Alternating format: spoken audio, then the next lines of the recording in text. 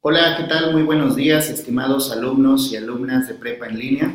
Espero que hayan disfrutado su periodo vacacional, las fiestas decembrinas, que con mucho gusto disfrutamos con nuestras familias, con nuestros seres queridos. Y también es un periodo de receso académico para descansar, para estar listos y reiniciar el nuevo año con nuevos propósitos, con nuevas metas y principalmente con un entusiasmo y energía renovados. Les doy nuevamente la más cordial bienvenida al módulo 8, esperando que hayan descansado lo suficiente para poder reiniciar este módulo y concluirlo exitosamente. Como ustedes saben, pues ya solamente nos queda la semana de integración de conocimientos, esta semana 4, en la cual vamos a realizar dos actividades, el proyecto integrador y también el foro de integración de conocimientos. Para ello, pues bueno, yo les voy a dar las orientaciones pertinentes para que ustedes tengan los elementos necesarios para poder realizar muy bien estas dos actividades que tienen como finalidad el recuperar los aprendizajes adquiridos a lo largo del módulo, también recuperar sus propias investigaciones, sus propios conocimientos y, como su nombre lo dice, integrarlos en un foro de aprendizaje colaborativo y en un proyecto integrador en beneficio de la comunidad. Respecto del proyecto integrador, yo ya les he pasado algún video explicando en qué consiste, cuáles son las partes de este proyecto integrador. Incluso se los dejé antes de irnos a descanso, por lo cual yo les puedo sugerir que consulten ese video, que lo observen, que tomen en cuenta mis observaciones a sus trabajos de la semana 3, que los integren en un proceso de corrección para que así ustedes puedan mejorar ese trabajo y puedan integrarlo en el video. En el video trato de ser muy claro acerca de cada una de las partes que va a tener el video del proyecto integrador y bueno, me parece que está más que claro. Aún así, si tienen algún problema, alguna dificultad, alguna duda, algún comentario, con mucho gusto pueden acercarse para que yo les pueda resolver ese problema, esa duda que tengan ustedes. Respecto del foro de integración de conocimientos, bueno, pues al final de esta grabación les voy a explicar en qué consistirán las 5 aportaciones que van a hacer en el foro y en este momento pues quiero abordar también uno de los temas fundamentales que tocamos en el módulo, en la unidad 1, pero que no pudimos desarrollar con amplitud y que ahora, pues bueno, vamos a tratar de recuperarlo en el foro de integración de conocimientos, el tema de la relación entre las culturas, la multiculturalidad y la interculturalidad. Para ello, pues en esta grabación les voy a hablar un poco de lo que implica la multiculturalidad y la interculturalidad, a fin de que ustedes, observándolo, puedan obtener aquellos elementos con los que van a aportar en el foro.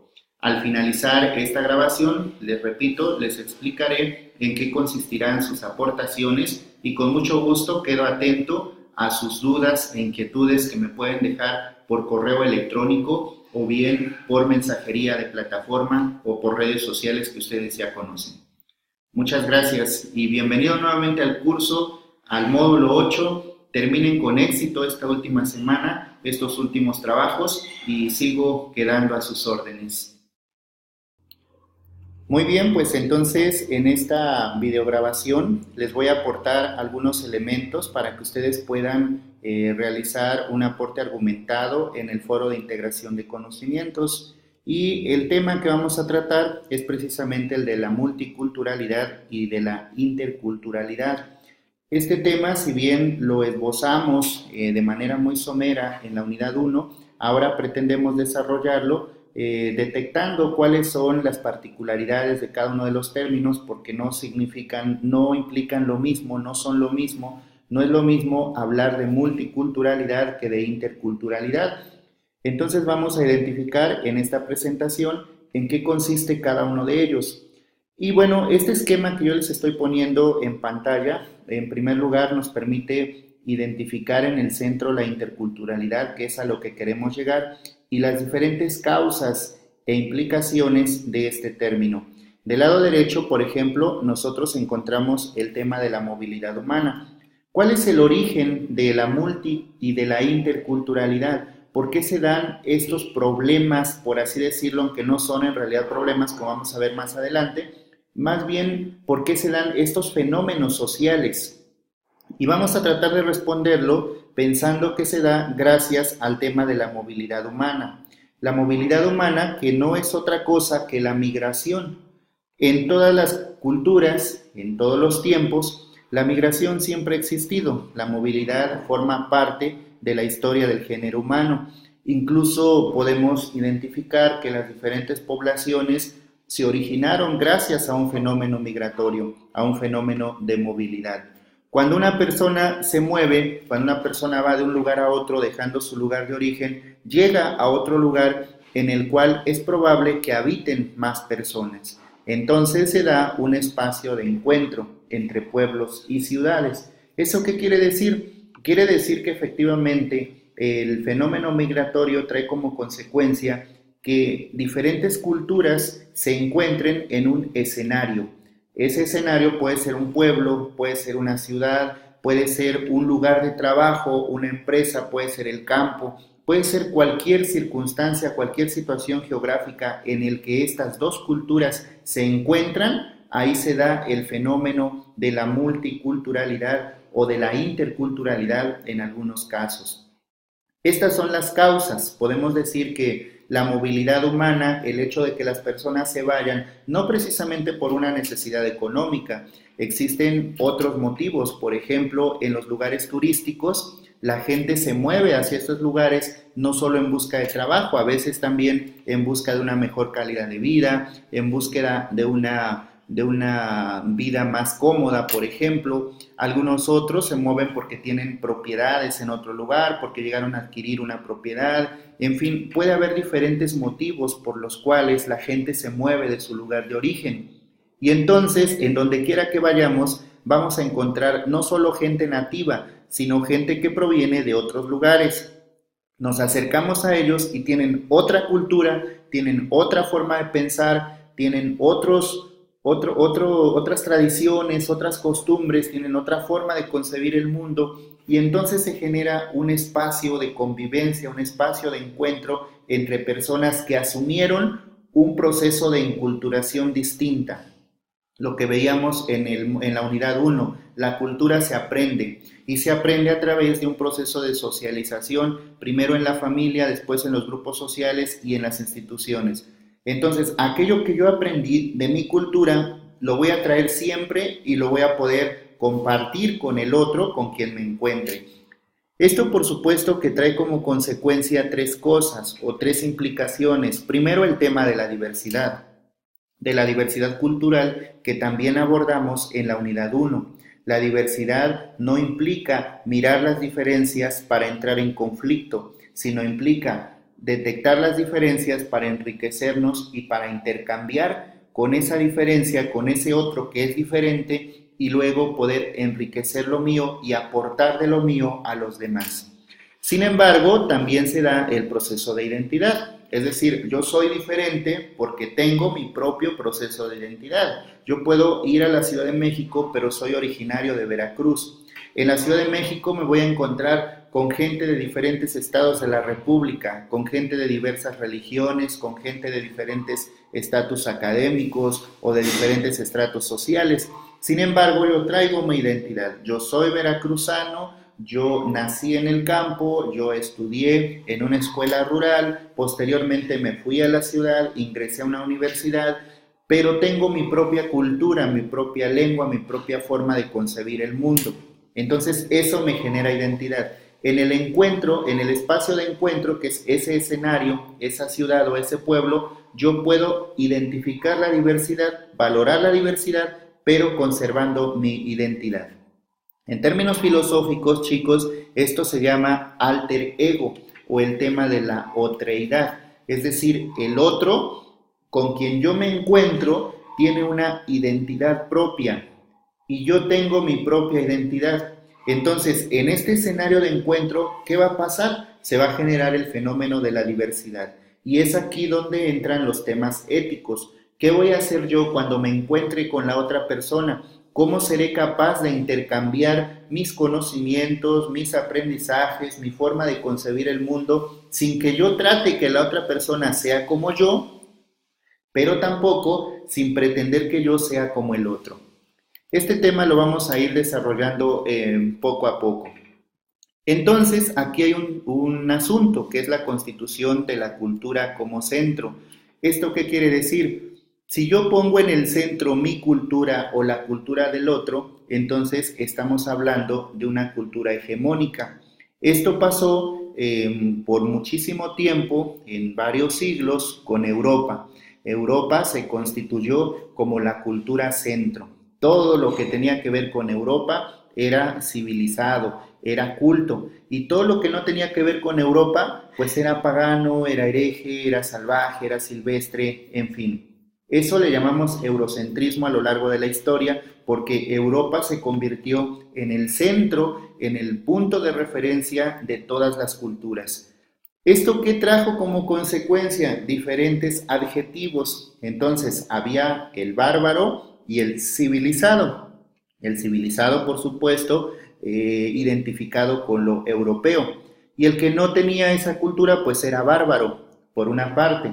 También teníamos al pagano y al cristiano, ¿sí? Porque como ustedes saben, en la Europa antigua predominó el cristianismo. Entonces, si tú no eras cristiano, eras pagano y había que convertirte para que dejaras de ser pagano y formar parte de la fe que tiene la cultura centro.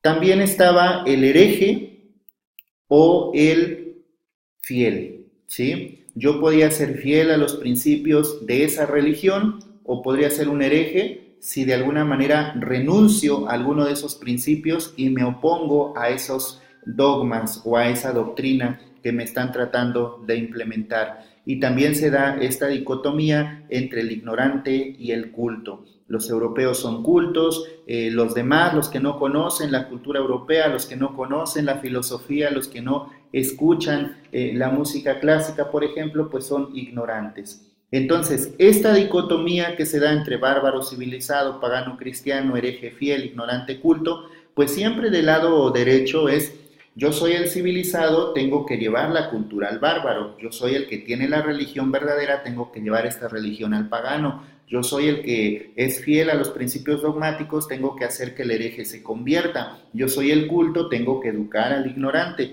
Y esta idea predominó en la Europa. Y entonces tenemos algunas imágenes como esta, ¿no? Imágenes de conquista. Es necesario que yo conquiste al mundo. Alejandro Magno tenía que conquistar al mundo para civilizarlo.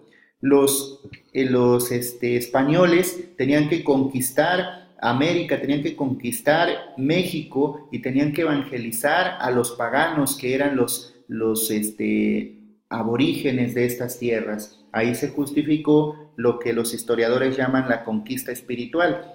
Tú eres hereje, eres pagano, no conoces la verdadera religión, yo te la voy a traer, te la voy a enseñar. También tenemos esta otra imagen, el de la Inquisición. Si tú no crees en los principios cristianos, no te sometes a los dogmas, entonces te voy a juzgar y te voy a quemar, te voy a asesinar, porque si tú no te sometes a estos dogmas que establece el Papa, que establece la Iglesia, pues eres un hereje y hay que acabar con los herejes. Y entonces también se justifica todo ese proceso de la Inquisición y también se justifica la esclavitud. Bueno, si tú eres ignorante, pues solamente estás para servir al que sabe, para servir al sabio, por lo tanto, debes ser esclavo. 4 imágenes aterradoras de la historia que justifican, en el caso de Alejandro Magno, las conquistas civilizatorias. En el caso de Hernán Cortés, la conquista espiritual, que también conlleva el sometimiento, la esclavitud y toda la explotación que ya conocemos de nuestro México. En el caso de la Inquisición, que justifica el perseguir y el desaparecer, el asesinar a los herejes. Y en el caso de la esclavitud, pues ni se diga, el someter a las personas que por su estrato social, por su color de piel o por su raza, no son concebidos íntegramente como personas. Ok, y todo esto depende de esa concepción de la cultura como centro. Entonces estamos hablando de la negación del otro. Yo soy el culto, el otro es el ignorante, por tanto yo valgo, al otro hay que negarlo. Yo soy el cristiano, el otro es el pagano. Yo me puedo afirmar como cristiano, el otro hay que negarlo. Esta negación del otro implica el rechazar la dignidad del otro, pero no solo eso, sino también negarle sus derechos. Aquí les pongo un caso clarísimo.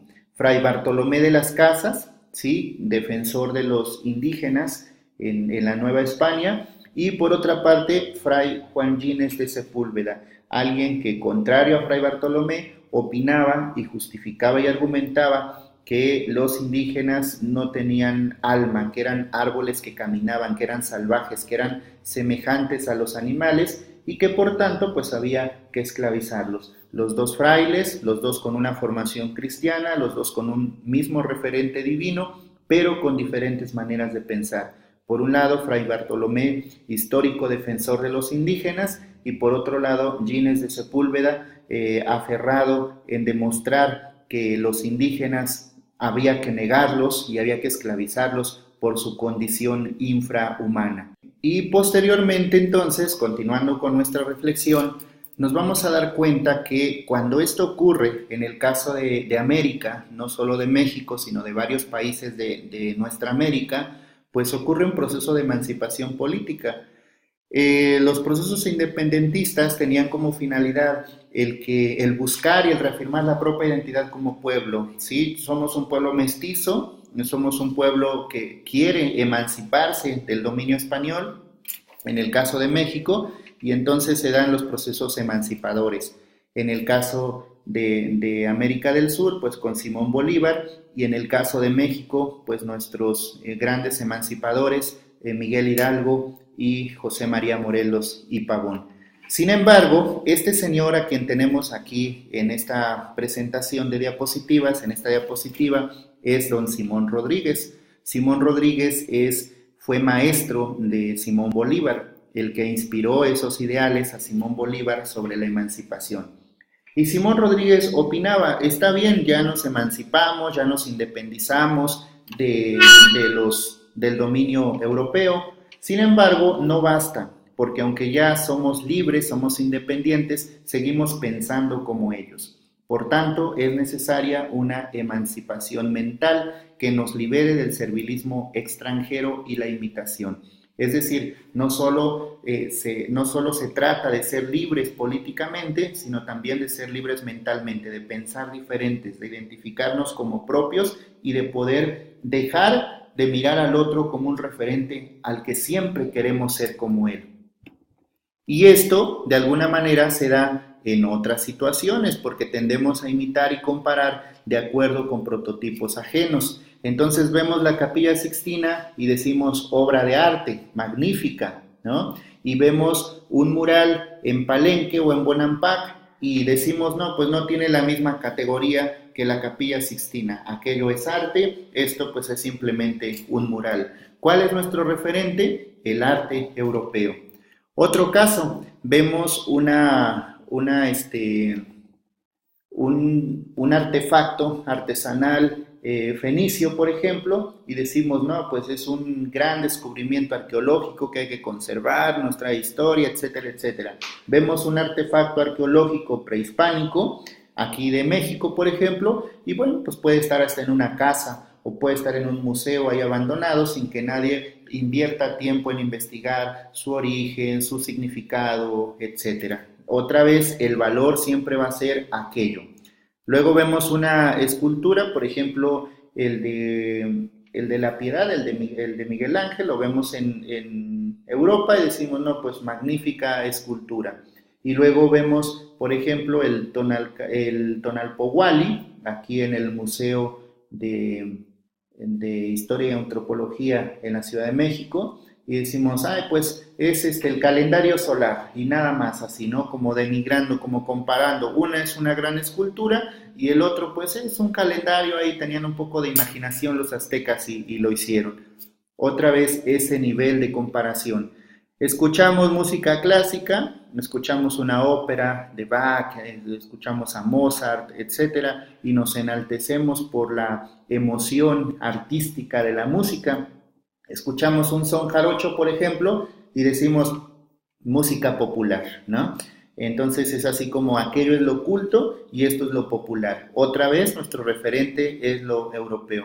Encontramos un códice en Europa, un códice bíblico, por ejemplo, un escrito antiguo de los babilónicos, de los egipcios, y tiene un valor impresionante. Encontramos un Amochtli aquí, o un códice, como se le ha traducido mal aquí en la Nueva España, en México, posteriormente, y no le damos el mismo valor y permanece ahí arrumbado y nadie lo estudia y nadie se interesa por ellos. ¿Por qué? Nuevamente nuestro referente está allá. Entonces, por eso Simón Rodríguez decía, es necesario emanciparnos mentalmente. No solo se trata de ser libres políticamente, sino también de dejar de pensar como ellos y dejar de tratar de ser como ellos. Eso es generar nuestra propia identidad. ¿Por qué les digo esto? Porque en el tema de la multiculturalidad y de la interculturalidad, este tema va a ser muy recurrente. Por lo regular va a haber una cultura dominante y otras culturas, y entonces la cultura dominante va a tratar de imponer su criterio, su cosmovisión, su manera de percibir el mundo a las pequeñas culturas o a las minorías, y las minorías por lo regular van a someterse a esa cultura mayor. Vamos a verlo más adelante. Antes de continuar, quisiera que tuviéramos claro el concepto de cultura. Taylor es uno de los principales exponentes de la antropología respecto a la cultura. Él incluso dio la definición clásica de cultura que todavía se sigue utilizando. En un libro que él escribió en 1871 titulado Cultura Primitiva, él define la cultura como todo ese complejo que comprende el conocimiento, las creencias, el arte, la moral, la ley, la costumbre y otras facultades y hábitos adquiridos por el hombre en cuanto miembro de la sociedad. Y entonces, bueno, pues este término de cultura es el que más se utiliza, el de Taylor. Ahora bien, esta cultura, lo que ya les decía hace unos momentos, cuando se constituye como centro, genera la concepción de subculturas o de culturas pequeñas o de culturas minoritarias. Y entonces la cultura, con mayúscula, trata de imponerse a las pequeñas culturas. Cuando caemos en esto, aquí mucho cuidado porque muchas veces, y ha ocurrido, incluso está ocurriendo actualmente, por ejemplo, con el tema de los Estados Unidos. Los Estados Unidos, principalmente con Donald Trump, lo que estamos viendo es que él constituye a Estados Unidos como la gran cultura y a los demás, por ejemplo, a los latinoamericanos, como las pequeñas culturas o las culturas minoritarias, siempre sometidas a la imitación, siempre sometidas al dominio, a la explotación de sus recursos, etc. A este fenómeno le podemos llamar como etnocentrismo, ¿sí? En realidad nosotros debemos hablar de culturas, cada cultura tiene su valor, tiene su riqueza, sea México, sea Estados Unidos, sea Europa, sea Suiza, sea cualquier cultura tiene su propia identidad como tal, como cultura. Incluso aquí mismo en México puede ocurrir la cultura mexicana, que no existe como tal, una cultura mexicana porque hay una diversidad de culturas. No podemos hablar de una gran cultura, sino de pequeñas culturas, que se trata de la cultura del campo, de la cultura de la ciudad. Por ejemplo, les comentaba que no es lo mismo hablar de una cultura de la Ciudad de México que una cultura o la cultura de la ciudad de Guadalajara. Ambas son ciudades, ambas se encuentran en la República Mexicana, sin embargo, el imaginario de la Ciudad de México es totalmente distinto al de Occidente, al de Guadalajara. Y así podemos hablar de diferentes ejemplos incluso más cercano. No es lo mismo hablar de la alcaldía de Tlalpan aquí en la Ciudad de México que hablar de la alcaldía de Iztapalapa o de la Gustavo Amadero. Entonces por eso podemos hablar de culturas y no de una cultura hegemónica. Sin embargo, somos muy dados a establecer estas culturas hegemónicas, incluso en nuestro lenguaje habitual. Decimos los citadinos y la provincia, la ciudad y el campo, como si una fuera cultura con mayúscula y las otras fueran culturas en minúscula. Cuando nosotros hablamos de esta pluralidad de cultura, pero cuando tratamos de imponer un determinado prototipo de cultura sobre todas las demás, podemos caer en el etnocentrismo. El etnocentrismo es la consideración de que la cultura propia, la nuestra, la mía, es la mejor y es la más importante. Y entonces empezamos a considerar a las demás como culturas en minúsculas, es decir, como culturas secundarias o insignificantes. Cuidado con el etnocentrismo, porque el etnocentrismo es lo que ha llevado también a cometer diferentes guerras, diferentes atrocidades contra la humanidad. Pensemos, por ejemplo, que los ideales de Hitler eran precisamente el establecer en Alemania la raza aria como una cultura superior y en denigrar a las subculturas o a las diferentes culturas, entre ellas la judía. Cuando este etnocentrismo llega a su máximo esplendor, bueno, pues se dan estas manifestaciones que pueden terminar en genocidios o en otras expresiones sangrientas. Hoy en día, por ejemplo, podemos ser críticos y pensar que el caso de Estados Unidos con Donald Trump se está presentando nuevamente esto. Estados Unidos es la cultura. Hay un etnocentrismo ahí, al menos en el presidente, de decir, somos la cultura con mayúsculas, somos la cultura mejor, la mía es la más importante y todas las demás son culturas insignificantes o secundarias. Cuidado con este etnocentrismo. Entonces, aquí nosotros ya llegamos al tema de la multiculturalidad, es decir, ya podemos afirmar, ya podemos conocer en qué consiste la multiculturalidad. Y vamos a identificar dos enfoques y diferentes modelos. Los dos enfoques de la multiculturalidad son las siguientes. Primero, cuando afirmamos o hay una afirmación cultural hegemónica, lo que ya decíamos. Hay diferentes culturas conviviendo en un mismo espacio, pero hay una principal y las demás secundarias. El segundo enfoque es el reconocimiento de la pluralidad cultural. Ok, habemos diferentes culturas en un mismo espacio, por ejemplo, pensemos en las ciudades o pensemos específicamente, por ejemplo, en la Ciudad de México, hay diferentes culturas conviviendo y buscamos el reconocimiento identitario de cada una de estas culturas. Vamos a revisar los modelos de cada uno de estos enfoques. En el primer caso, la afirmación cultural hegemónica tiene tres modelos. Estos tres modelos, chicos, son negativos, por así decirlo, porque si ustedes se dan cuenta, de fondo en estos modelos pervive el etnocentrismo. El primer modelo es el modelo asimilacionista, es decir, la cultura hegemónica asimila las culturas débiles perdiéndolas, desapareciéndolas. La cultura principal dice, si tú quieres formar parte de los derechos y de la consideración propia cultural, bueno, tú vas a desaparecer para que te hagas como yo. Ese es el primer modelo, el asimilacionista, lo cual es negativo. El caso contrario se da con el modelo segregacionista, es decir, si tú no quieres formar parte de lo que yo soy, si no quieres ser como soy yo, que soy la cultura hegemónica, entonces te segrego, te rechazo, ¿sí? Y el rechazo o la segregación incluye discriminación, incluye negación de derechos, incluye otras prácticas que atentan contra la dignidad de las personas y del grupo social. Por tanto, también lo vemos como éticamente negativo. El tercer modelo es el modelo compensatorio, es decir, la minoría, aquí el protagonista es la cultura minoritaria, rechaza su propia cultura para defenderse en su nueva sociedad. Es decir, es como una especie de camuflaje, ¿sí?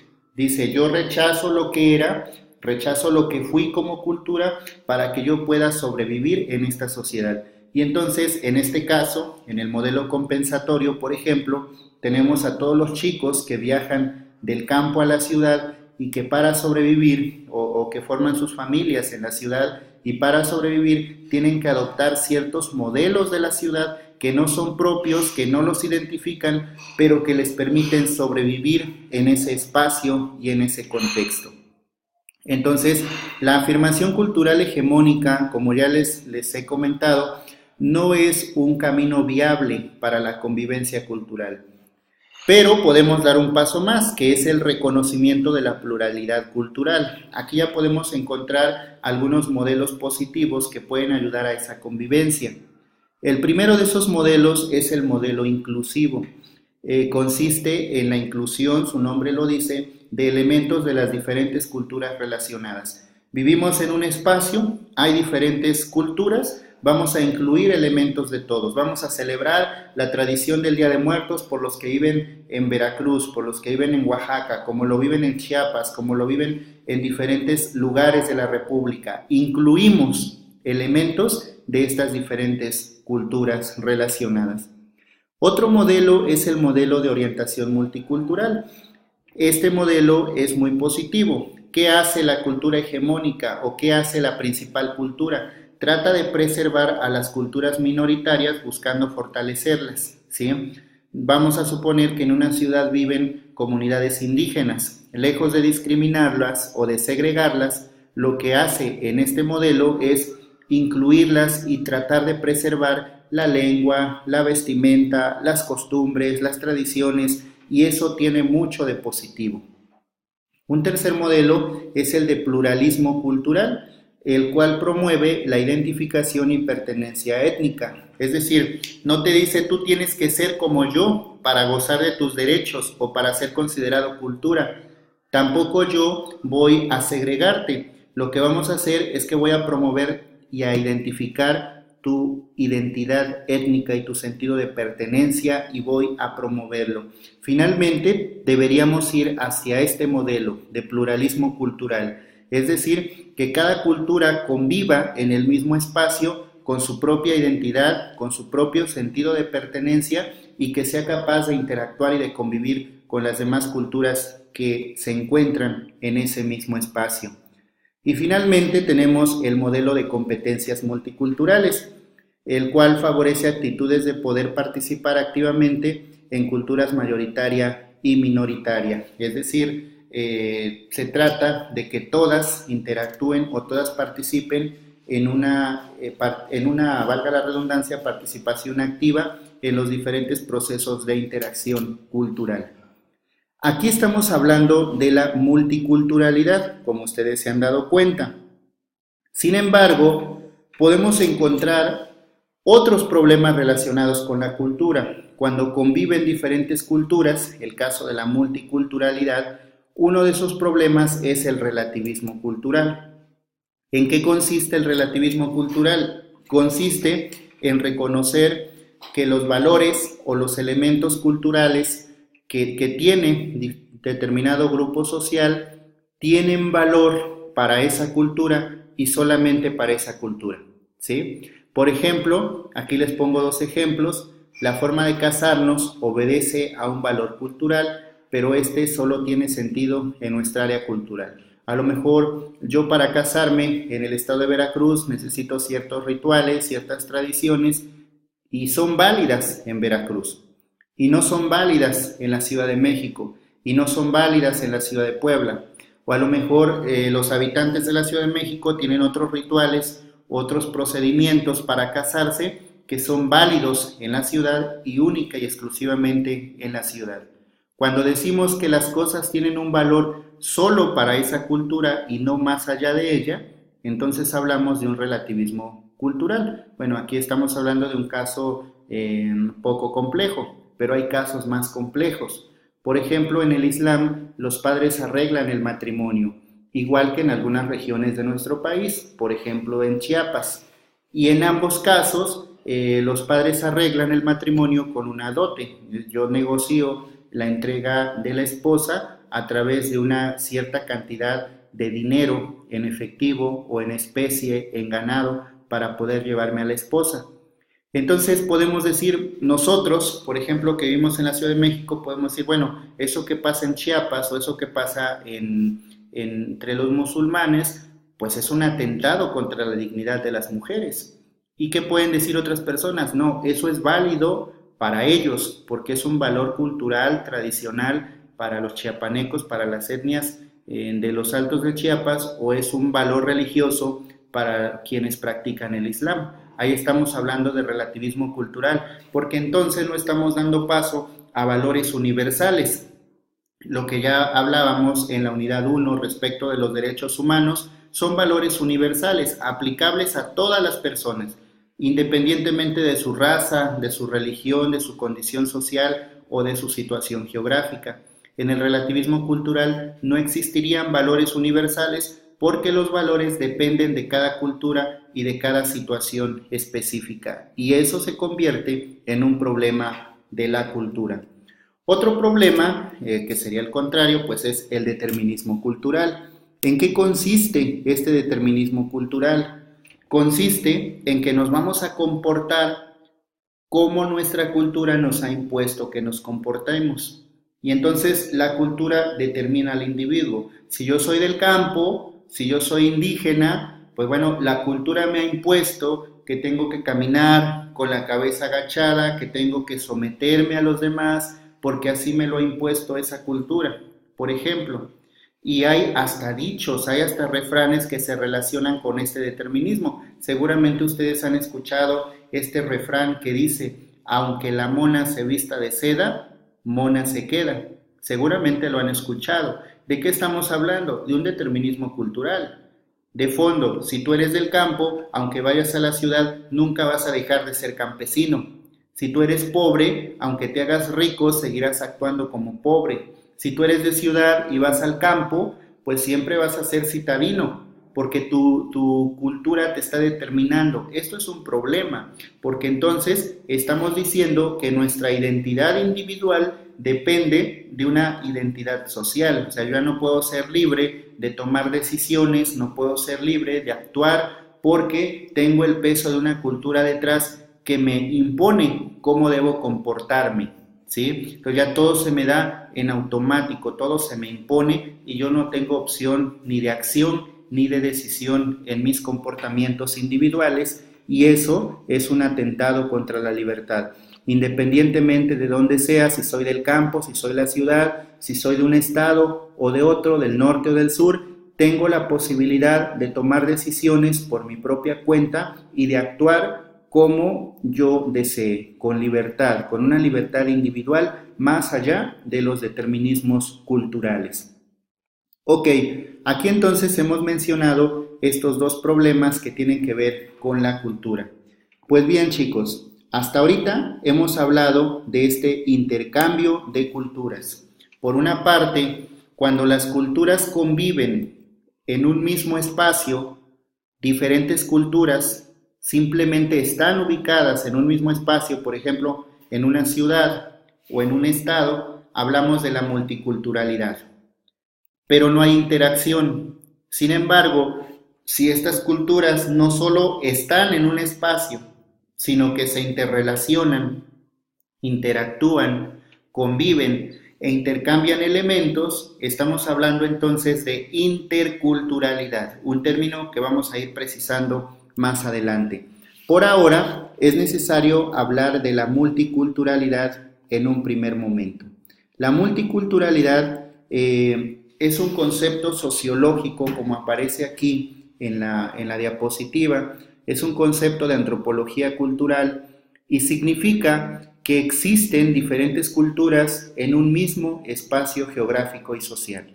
Vivimos juntos, puede ser que hasta convivamos juntos, cohabitamos, pero poco influye una cultura sobre otra, ¿sí? No hay interacción, se mantienen en guetos, viven vidas paralelas. Es como en la Ciudad de México, por ejemplo. Yo vivo en la alcaldía de Tlalpan. En la alcaldía de Tlalpan hay una comunidad de judíos, hay una comunidad nativa de los pueblos de Tlalpan, por ejemplo, hay una comunidad veracruzana, hay otra comunidad, otra colonia que tiene gente que viene de diferentes partes de la Ciudad de México y que se vinieron a incorporar en esta colonia.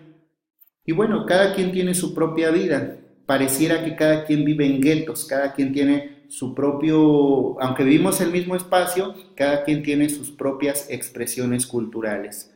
Entonces, la sociedad de acogida es la que suele ser la hegemónica, en este caso la Ciudad de México. Nuestro referente es la Ciudad de México. Y todo tiene que ver con ello, se establecen jerarquías legales y sociales. Y entonces volvemos a lo mismo, se establece la cultura con mayúscula y luego las diferentes culturas en minúscula. La de los provincianos, la de los del campo, la de los judíos, la de los que vienen de diferentes partes de la ciudad, todos en un orden jerárquico. Y esto en ocasiones lleva al conflicto, al menosprecio, a la creación de estereotipos, y esto lo vemos mucho en la ciudad. Caminas como indio, te mueves como campesino, no sabes comer, no te sabes comportar, ya no te voy a sacar porque no sabes comportarte. Son expresiones que escuchamos comúnmente y que tienen que ver con estos estereotipos. ¿Quién establece el prototipo del cómo caminar? ¿Dónde está el prototipo del cómo comer o del cómo comportarme en un determinado lugar? Por ejemplo, en un restaurante, ¿sí? Entonces, aquí estamos estableciendo lo que ya hemos hablado antes, una cultura hegemónica. Alguien me establece el prototipo, alguien me establece el lineamiento y yo tengo que someterme. Y si yo me someto, entonces formo parte de ese entorno cultural, y si no, voy a ser el segregado o el arrimado, como decimos en ocasiones. Y esto, por supuesto, que atenta contra la identidad propia. Entonces ya no puedo ser auténtico, ya no puedo caminar como camino en mi pueblo. Incluso a veces lo decimos así en la ciudad: sientes que andas en tu pueblo, ¿no? Es una expresión muy común. Y, o sea, yo no puedo sentirme que ando en mi pueblo, no puedo caminar como yo sé caminar, no puedo comer como yo sé comer, porque hay alguien que me está juzgando, que es una cultura superior. Se crean estereotipos, se crean prejuicios, y esto dificulta la convivencia social, que siempre, ojo en esto, siempre va en detrimento de los grupos más débiles, por lo regular las poblaciones indígenas, las poblaciones campesinas o las poblaciones que viven en situación de pobreza. Esto lo dice Miguel Arguibay en el año 2003, al final va a aparecer ahí la fuente bibliográfica. Sin embargo, esto se da en la multiculturalidad, pero nosotros podemos dar paso a lo que llamamos multiculturalismo, ¿sí? ¿En qué consiste el multiculturalismo? Es lo que vamos a tratar de definir en este espacio. El multiculturalismo, chicos, implica entonces que haya una pluralidad de culturas. Es un modelo de organización social que ya vimos en el esquema anterior, donde se afirma la posibilidad de poder convivir armoniosamente en una sociedad donde estamos compartiendo el mismo espacio, diferentes culturas. Y no solo hablando en el plano cultural, también se puede hablar en el plano religioso o en el plano lingüístico. Cuando valoramos positivamente la diversidad sociocultural, entonces estamos refiriendo a que tenemos la posibilidad de reconocer al otro su identidad, puedo aprender del otro, puedo intercambiar con el otro y puedo respetar las expresiones culturales del otro sin que eso afecte mi propia identidad y la identidad del otro. Estamos hablando entonces de un pluralismo cultural o multiculturalismo. ¿Qué implica? Implica la aceptación de las diferencias culturales, étnicas, religiosas, lingüísticas o raciales y su valoración positiva. Es decir, se trata de convivir juntos en una relación armoniosa, que podamos organizar la vida en sociedad respetando la diversidad, respetando las expresiones del otro, que tiene una cultura diferente y que yo puedo aprender de esa cultura y al mismo tiempo puedo aportarle.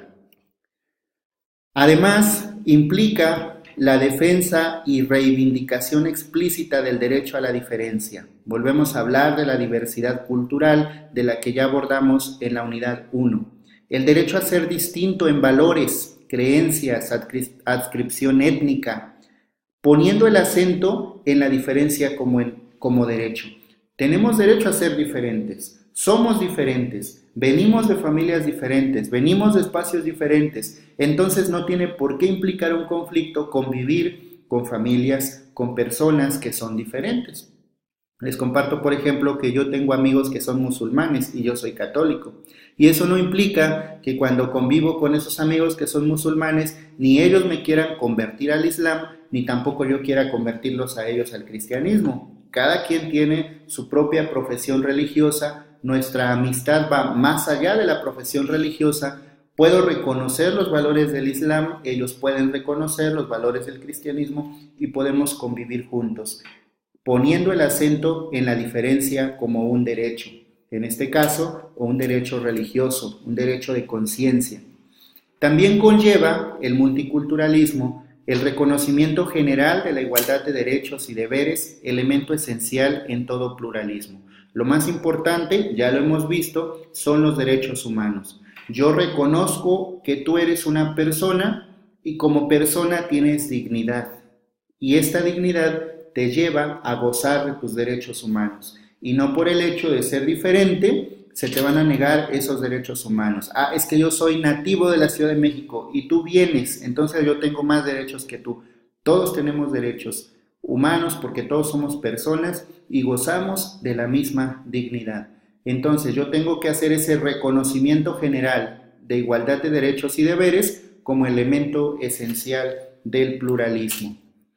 Por supuesto que esta situación nos va a llevar a otro paso más, la interculturalidad.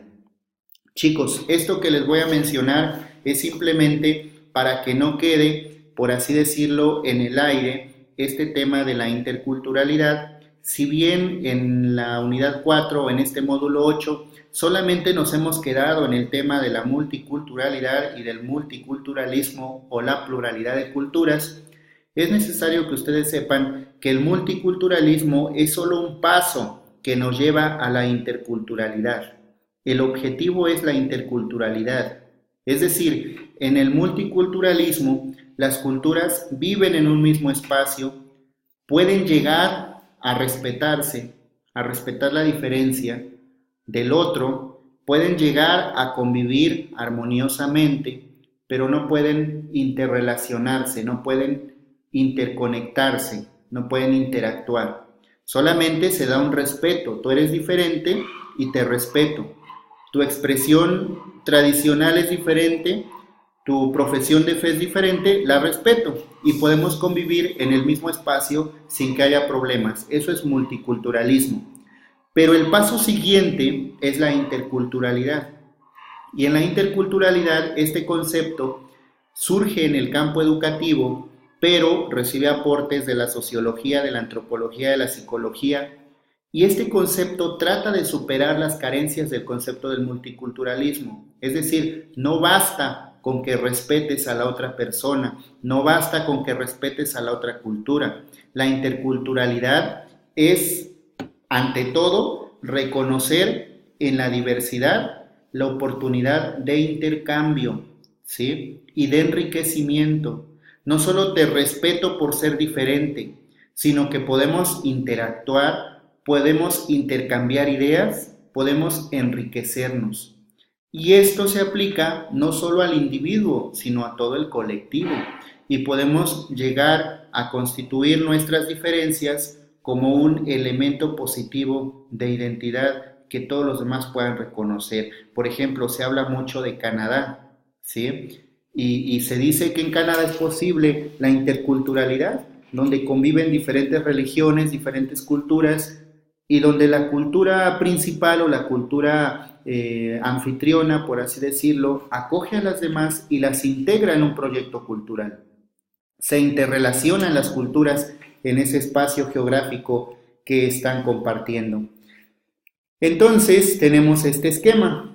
Hay grupos culturales que nos lleva a concebir la interculturalidad como un proyecto, ¿sí? Esto nos genera un proceso de identidad. Reconozco que tú traes tu propia configuración cultural, yo tengo mi propia configuración cultural, pero al mismo tiempo genera el concepto de diversidad. Cada quien tiene su propia identidad y somos diversos.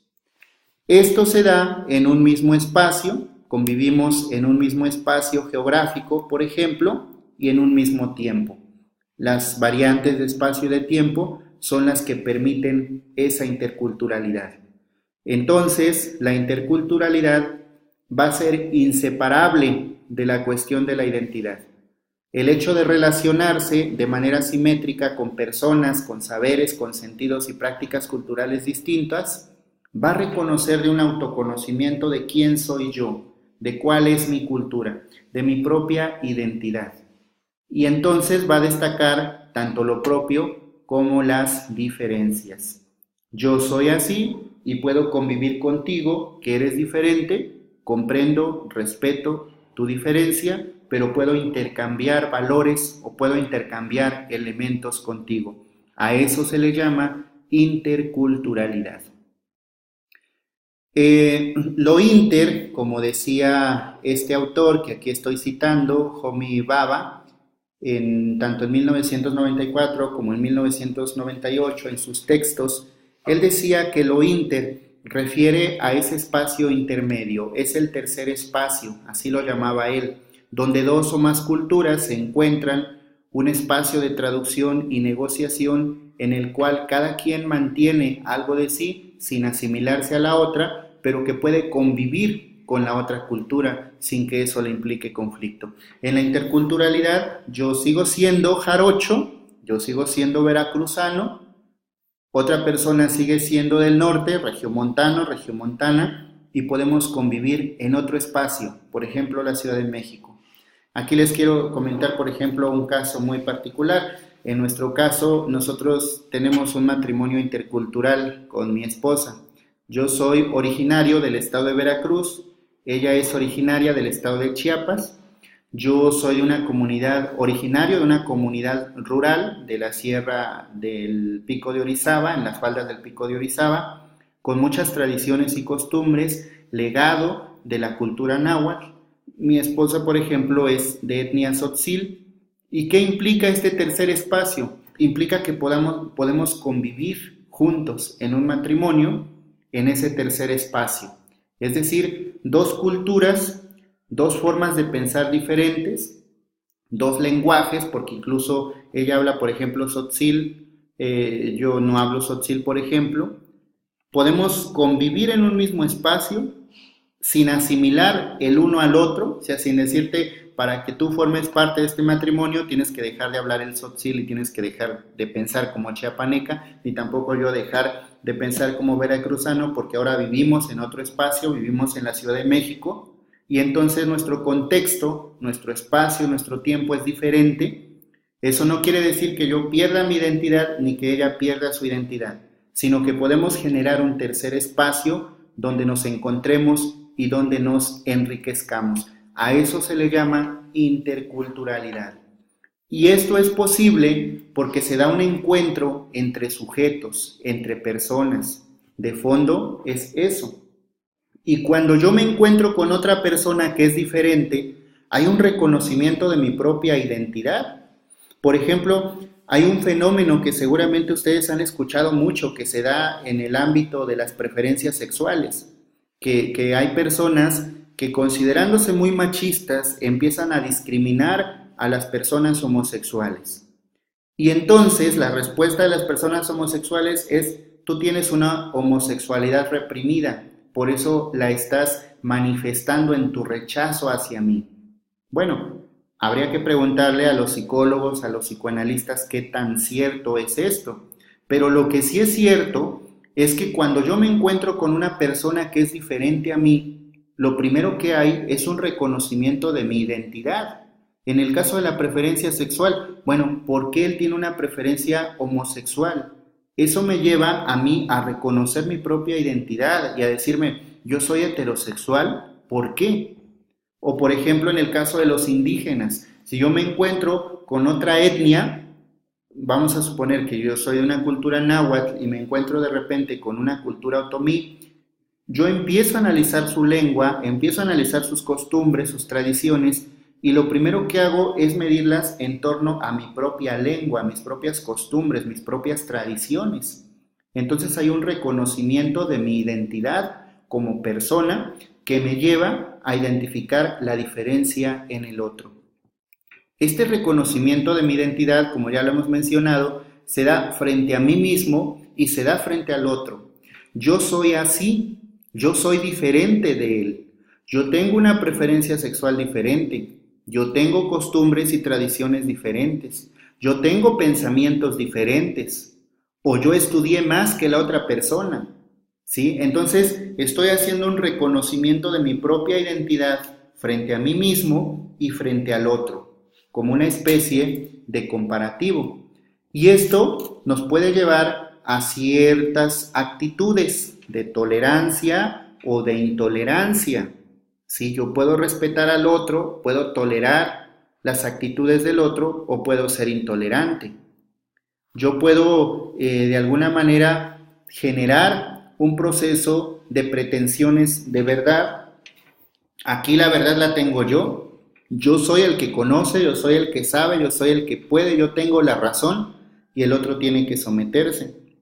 Finalmente, todo esto se engloba en un concepto filosófico que ya he mencionado antes, que es la alteridad. Y esto es un tema de la ética que espero que ustedes puedan profundizar en otro módulo donde revisen estos temas éticos. Me encuentro con el otro, me encuentro frente al otro, ese otro es mi alter ego, es mi otro yo. Y eso lleva a que reconozca mi identidad frente a mí mismo y frente al otro y que adopte algunas actitudes de tolerancia, de respeto o de pretensiones de verdad o de dogmatismos. O bien de autoritarismo, yo puedo, tú te sometes a mí, porque yo puedo más que tú. Ok, todo esto genera un sentimiento de temor, en el que entonces yo no puedo convivir frente al otro porque tengo miedo a que haya intolerancia, a que me trate de someter o que haya autoritarismo, y eso es lo que impide la interculturalidad. La interculturalidad, por tanto, chicos, y ya con esto vamos a ir cerrando este tema, no puede ser reducida a una simple mezcla, fusión o combinación híbrida de elementos, tradiciones, características o prácticas culturalmente distintos. Si conviven en un mismo espacio, es multiculturalidad. Si hay una pretensión de convivencia y de respeto, es multiculturalismo. Pero si se mezclan, no es interculturalidad. La interculturalidad es un proceso, no es un producto. Es un proceso dinámico y de múltiple dirección, repleto de creación y de tensión y siempre en construcción. Es un proceso enraizado en las brechas culturales, enraizado en los asuntos de poder y enraizado en el deseo de acabar con las grandes desigualdades sociales, políticas y económicas que nos hacen diferentes. Es decir, se trata de fijarnos en la diferencia, en la diversidad, para poder relacionarnos equitativamente y para poder desarrollar procesos solidarios y responsabilidades compartidas. Si vivimos en un mismo espacio, 20 culturas diferentes, vamos a tratar de integrarnos y de unirnos en proyectos comunes. Es un proceso de convivencia mutua, de respeto a la diversidad y sobre todo de intercambio de proyectos. Por tanto, la interculturalidad es un espacio de negociación y de traducción donde las desigualdades sociales, económicas y políticas y las relaciones y los conflictos de poder de la sociedad no son mantenidos ocultos, sino que son reconocidos y confrontados. ¿Qué quiere decir eso? No voy a negar mis conflictos. En la interculturalidad no es que no haya conflictos, los conflictos va a haber porque yo tengo formas de pensar distintas que van a chocar con las formas de pensar tuyas. No es que no haya conflictos, tampoco es que finjamos que no hay y que los ocultemos. Se trata de que vamos a reconocer esos conflictos y los vamos a confrontar y los vamos a resolver juntos. Y así vamos a poder vivir en un mismo espacio de manera armónica y pacífica, todos, aunque tengamos diferentes maneras de pensar y aunque tengamos diferentes maneras de ser y de actuar. Bueno, pues esto es lo que yo les puedo comentar respecto a la interculturalidad y a la multiculturalidad. Espero que con esto que hemos hablado, ustedes tengan los suficientes elementos para poder de alguna manera sacar, obtener estos lineamientos, estos aportes que van a llevar en su foro de integración. Se trata de valores, se trata de que de esto que hemos hablado ustedes puedan obtener un aporte significativo para su foro. Es decir, ¿qué puedo sacar yo de la multiculturalidad o de la interculturalidad que me genere convivencia con aquel que es diferente? ¿Qué puedo opinar yo? ¿Qué puedo aportar? ¿Cuáles son esos valores que puedo generar a través de esto que ya hemos revisado cuando nos encontramos con el otro y nos damos cuenta que la diferencia, lejos de incrementar un conflicto, lo que hace es mantenernos íntegramente viviendo juntos, conviviendo y sobre todo compartiendo en una cultura de manera pacífica y armónica? Ahora sí, una vez que ya hemos revisado estos postulados teóricos, una vez que ya conocemos este marco teórico de la multiculturalidad y de la interculturalidad, ahora vamos a ver qué hay que hacer en el foro de integración de conocimientos, que es precisamente la actividad de esta cuarta semana de integración, la última de nuestro módulo 8. A continuación, pues, vamos a revisar en qué consisten los aportes en este foro. Y bueno, pues aquí tengo los elementos que ustedes ya han visto en plataforma. La pregunta detonadora, la pregunta básica del foro es la siguiente: ¿cuáles son los 3 principales derechos humanos que promueven la multiculturalidad? Si se dan cuenta, en esto que yo he revisado, en esta parte que yo he trabajado con ustedes, en este marco teórico, yo no les he hablado particularmente de un derecho humano. Si bien los hemos esbozado y ustedes pueden deducir a través de esta grabación cuáles son los derechos humanos que más promueve la multiculturalidad, seguramente que ustedes, en el momento en que fueron revisando la grabación, fueron relacionando con aquella grabación de la unidad 1 en el que hablamos de los derechos humanos y seguramente tomaron notas sobre qué derechos humanos promueve la multiculturalidad. Ahora necesitamos que los escriban en el foro.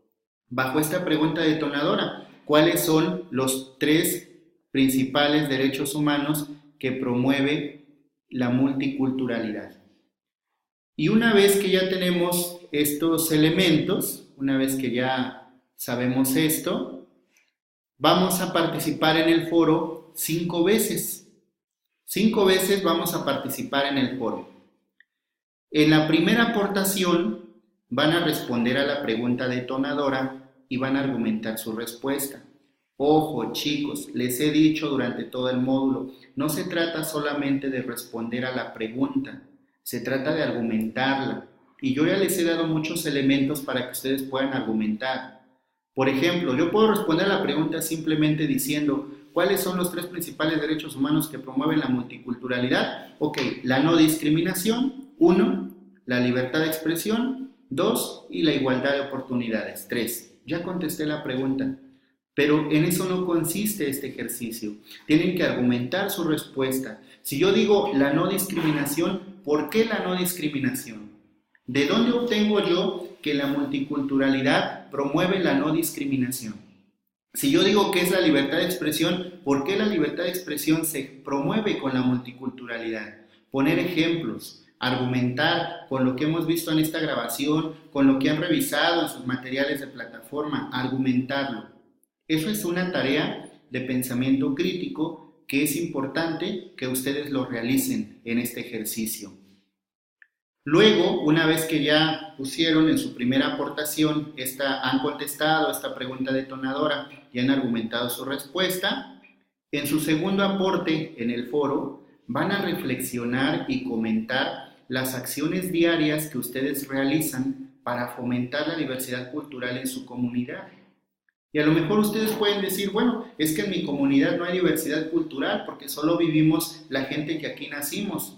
Bueno, piensen ustedes qué hacen para fomentar la diversidad en su propia comunidad. No necesariamente tiene que venir una comunidad de fuera y tiene que convivir con ustedes. Las mismas familias son diferentes.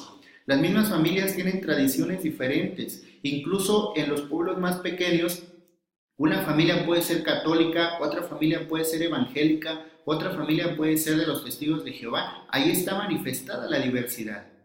¿Qué hacen ustedes de manera cotidiana para fomentar la diversidad cultural, para respetar esa diversidad cultural en su comunidad?